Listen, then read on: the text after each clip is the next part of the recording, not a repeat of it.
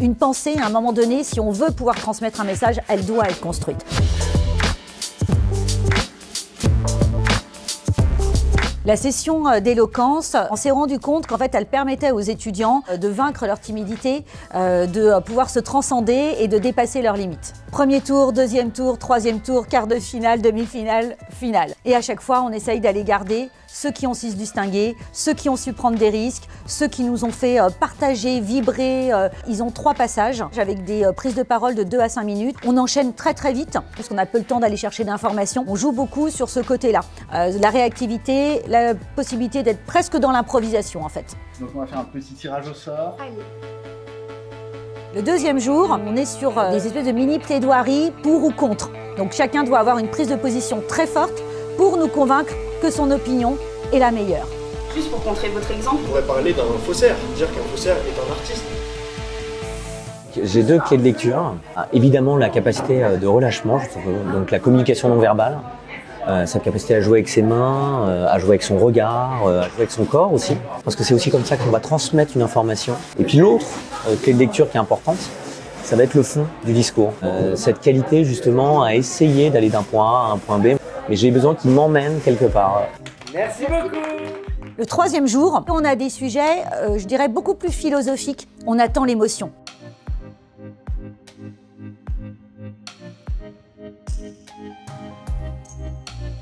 Pourquoi notre salut serait-il ailleurs?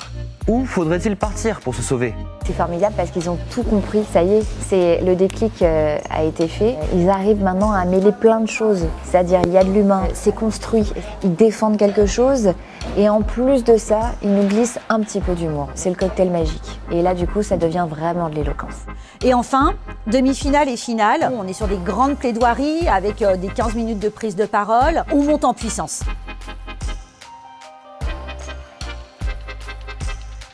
C'est la choucroute Mostaganem, c'est la choucroute que nous on aime, celle que l'on bouffe en là-bas, celle que l'on a ramenée de là-bas. Cette chanson, mesdames et messieurs, mon grand-père me la chante depuis que je suis tout petit. Par mes grands-parents, j'ai eu le droit à de la diversité. Une diversité qui a fait l'homme que je suis. Je m'appelle Yanis, je m'appelle Lucas, moi c'est Maxwell. Bonjour, je m'appelle Théophile Morin. Octo, je le connais depuis le début, mais à chaque fois que je le vois, c'est une personne différente. Il a des problèmes dans sa relation amoureuse. En plus de 12 ans qu'on se côtoie, c'est la première fois qu'il me parle de sentiments.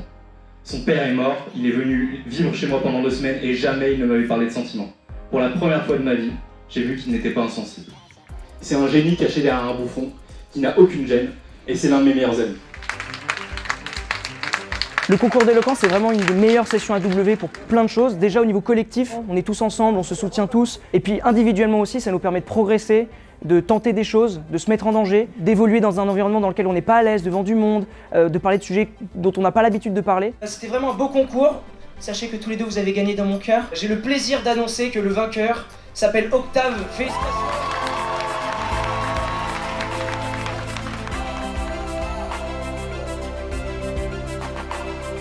Pour moi, c'est ça, c'est l'éloquence, c'est j'arrive à transmettre un message, j'arrive à faire passer une émotion, j'arrive à convaincre la personne qui est en face de moi.